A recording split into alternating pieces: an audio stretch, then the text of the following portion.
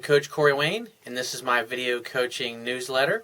And the topic of today's newsletter is going to be keeping women sexually attracted. I've got a really long email here from a guy who's a reader over in Europe, apparently. And I've written one other article using an email he sent about a month or so ago. And at the time, he had just started basically having an office fling with one of his coworkers. And he later found out, obviously, that this particular woman also lives with her boyfriend. And so what was happening is once he found this out, he was trying to get her to ditch the boyfriend even though she lives with him. Instead of just hanging out and having a good time and let her come to him at her own pace. And so he initially followed what I taught him to do, which was to back off. But what I like about this email is you can see how he's doing everything right, and this girl's chasing him, she's calling him, she's pursuing him, she's blowing up his phone. She's out, actually on a night, she's out on an evening with her boyfriend and some friends, and then she says, I don't feel well, I'm going to go home, and then all she ends up doing is just meeting this particular guy out and hanging out. And so, but what happens is he starts to pursue a little too much, and then what happens is she starts backing off like she did the last time. And so there's a delicate balance because like when I teach a guy, like when you first start meeting it, you meet a girl and you go out on one date. The idea is you book 1 week, once a week, you book one date. Meaning you pick up the phone, you call her, you text her, email her, whatever, ask her out, make a specific date, and that's it. And then the next week, after you've had your first date, you call her or text her and then arrange the second date. And now usually what happens is the second, the third, maybe the fourth date, and provided you do most everything right, what's going to happen is her interest level is going to start to go up. And as a woman's level of interest starts to go up, she's going to want to see you more. And she may call you and ask you, out on a date. Hey, I was thinking about you. What are you up to? Or she may just, what most women will do is she'll just call and hope that you'll arrange the next date. And that's why I said you always just stick to the once a week rule, because usually by the second, third, or the fourth week, what's going to happen is she'll get to the point where she's comfortable. She'll start texting you, or she'll start reaching out to you, calling you, just calling to see what's going on, how you are, tell you what a great time she had the other night, that kind of thing. And when she does that, you just take that as an opportunity to schedule the next date, which I always like to refer to as a fun-filled, romantic opportunity for sex to happen. That's all it is. You're basically, ultimately, you go out and you have a good time, and then it ultimately leads to the bedroom. I mean, that's the whole point of the courtship. And so you want to keep that going. And what happens is, say 3, 4, or 5 weeks into it, what's happening is, you really get to the point where you don't even have to call her anymore because she's calling you a couple times a day or texting you a couple times a day. And so you just arrange dates to see her. And so you'll go from like seeing her once a week to maybe 2 or 3 times a week. Now the key to remember with this is that you may, like say 1 week, you spend every night and every day together. And then the next week you notice she's not texting or calling as much. Now what most guys do, and they make the mistake in this area, is then they start calling and texting to make up because they think something's wrong. And she'll initially go along with it and go out on dates, but a week or 2 later, she's a little cold, she's not as affectionate, she's not as excited, she doesn't call you back right away. And so what happens is you go from being pursued to the pursuer. And that's what's happened in this particular email, is this guy got her to start chasing him. Now keep in mind, she still lives with her boyfriend, so she's cheating on him.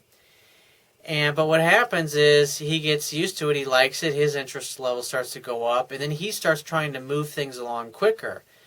And when you do that, you start doing things out of sequence and you start trying to force things along, and then it's no longer her idea. She's no longer coming to you at her own pace because you're the one blowing up her phone. And a lot of guys, it's like they ignore that and they see it go from where 70 to 80% of the initiating contact is done by her to now it's flipped and he's doing all the pursuing. And that just puts you in a weak position, and it communicates to her, it allows her to know exactly where she stands with you. And at the end of the day, women want to wonder. They want to wonder how they feel about you. They want to wonder if things are going to work out with you. That's how they engage their emotions and determine how important emotionally you are towards her. And if you don't give her the space to feel those feelings, you actually will drive her interest level in the opposite, and you'll lose the sexual attraction. That's the whole purpose, is you want to maintain the balance. So I'm going to read, not the whole thing because it's too long, but obviously I got to post it on my website. And if you're watching this video on my website, obviously there's a lot of stuff in here to comment on. But basically, what he says in the beginning was, a lot of things have happened since being our first email about a month or so ago. He says, after 3 days of no contact, she called me for help on a particular task she was working on because she knew I was good on the subject. And you see what happens? You back off, you stop trying to force things, and you don't do anything. And a woman could feel that. And then what happens is, after 2 or 3 days not hearing from you, when she's used to you calling and texting her, she becomes unsure of herself. And so when she becomes unsure of herself, she reaches out to you. And then what's happened is her interest level has gone back up, and then you facilitate doing something, getting together, that kind of thing. So he says, if you recall, I usually spent time with her during the week, not on the weekends, because it was easier for her to find excuses for coming home late, working late, drinks with coworkers, etc.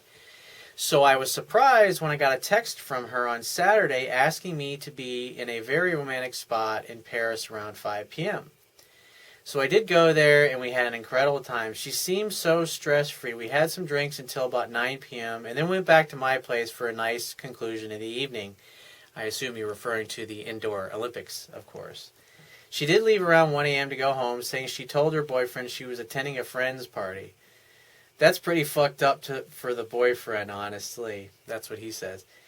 I say, the thing you got to keep in mind is this is not good girlfriend material, because she's lying to him about her whereabouts. And so, as opposed to being honest in a relationship, she's basically lining up a potential replacement and kind of having her cake and eat it too, because she's got him at home in bed, but yet she can go out and have fun with other guys.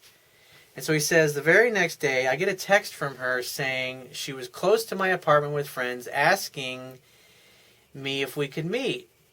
And you see his pattern?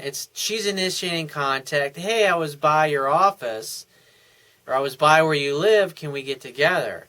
And it's kind of a month ago, this is exactly what you were doing. You were hoping to arrange, oh, hey, I'm by your place. Do you see what's happening? You're acting like a man now. And since you're acting like a man instead of a woman, the woman is doing what a woman does. She's making it easy for something to happen between the two of you because you've been backing off. So she says, let's see here. The very next day I get a text asking if we could meet. Apparently she was at an arts exhibition with friends and her boyfriend. She told them she was going back home because she wasn't feeling well. So instead she met me. I'm not feeling well, I'm going to go home. So she lies to her friends and her boyfriend so she can come and hang out with you. You got to understand, if she's willing to lie to people that are her friends and her boyfriend, don't be an idiot and think that, no, she'll never lie to me. Because if you do, you're totally bullshitting yourself, and you deserve to get whatever happens to you. The bottom line is the chick has no integrity. But she's still fun to hang out with. She'd be good material to have an open relationship with, or a friends with benefits, or a sex playmate. That's it. She's not the type of woman you want to be in an exclusive relationship with. And he says, I guess we spent every single evening together from Monday to Friday. And on Friday, I could tell before leaving she wasn't feeling all right. She seemed concerned because she told me she was starting to feel guilty because her boyfriend was getting really suspicious now. She said it was time for her to make a decision. She was visiting her parents that weekend, usually with her boyfriend, so it got me worried. So I sent a text on Sunday midnight, mistake, I know, telling her to relax and follow her instincts. And again, see what's happening is he's feeling insecure about himself, and so he starts reaching out to try to talk to her to find out where he stands, basically. And instead of letting the sexual tension build and let her resolve whatever she's got to resolve with her boyfriend, now he's starting to pursue, and this is where he's starting to go wrong, which obviously is just gonna drive her away.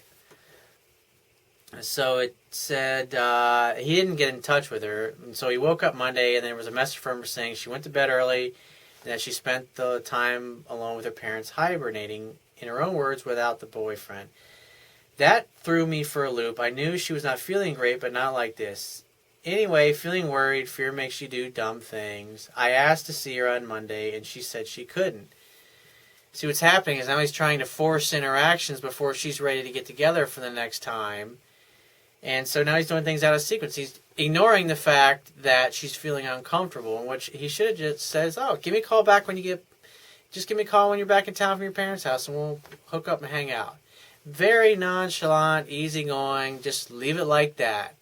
And it's all you would have had to say to her. And she would have texted you when she got back in town, and you would have hooked up. She would have told you what she thought about, and you would have listened to her, that's nice, and then you would have joked and had fun, and then what happened? You'd end up back at your place again having sex because you created the next simple, fun-filled romantic opportunity for sex to happen. That's how it's supposed to work. So you can see he's chasing her a little bit, and so it causes her to start to act a little bit flaky. And so basically, to make a long story short, the boyfriend figures out that he's cheating on her. And here's what he says to her, though, that kind of throws this guy for a loop. He's like, I want you to be happy. He's just basically, I know you, I'm not stupid. I know there's somebody else, but, I want you to be happy. And so he leaves it like that. And so if I was coaching him on how to get his girlfriend back and to ditch this other guy, the dude who wrote me a letter, what I would say is you do exactly what you've done. Just let her, hey, have fun or whatever. I still love you. I still care about you, but I want you to be happy. If you're not happy with me, then go be with somebody else. You just leave it like that. And typically what would happen is the guy on the other end would start to chase and pursue, and then she would perceive him as being weak, and the guy who said, hey, come back if you want, whatever, I just want you to be happy. She'll end up choosing that guy over the guy she was having the affair with, because she's always going to go for the one who's less drama, who complicates her life the least, who's easy, because girls just want to have fun. And if you start trying to force things in a situation like this, force her to make a decision, she's always going to choose him over you, because number one, she lives with him, and she simply has more time in with this other guy than you do. And so the best thing you can do in this situation is just let her come to you, do what she's been doing. Let her call you when she wants to see you. And that's it. I mean, she's got a boyfriend. I wouldn't pursue her at all. I mean, you don't have to do nothing to pursue this girl. Just let her call and text you and hang out and hook up with her when she makes herself available. And in the meantime, start practicing the stuff that I teach on other women. Start meeting other women and keep your options open. She may choose to stay with this guy. And I mean, as a matter of fact, she says here, I can't do in other words, she won't break up with him. She wants him to do it. And he's obviously not going to do it. So more than likely, just continue to have fun with her, and continue, if you want a girlfriend, continue looking for a woman who has integrity and who wouldn't do something like that. And just date and have a good time. And eventually you'll meet a chick that will be a great candidate to be in a monogamous relationship, if that's what you want. If you just want to play the field because you got all these great skills and now you're learning from me and you're realizing, holy shit, I really have choices here. I don't have to get serious with anyone. I want to have some fun first. Then do that. That's the best way to be and the best way to show up, because you'll have lots of choices. So if you find this message of value, you can show your appreciation by going down to the Wibia toolbar at the bottom of your screen if you're watching this video on my website, and click the PayPal donate button and donate any amount that you feel is equal to the value of the information in this video. At the very least, please share this page with all of your friends and family by clicking any one of the social network sharing buttons, which are also located in the Wibia toolbar at the bottom of your screen. And if you have a question that you want to ask me, or there's a topic that you'd like me to cover in a future video newsletter, click the Contact Me tab on the left-hand side of your screen and send me 3 or 4 paragraphs detailing your situation.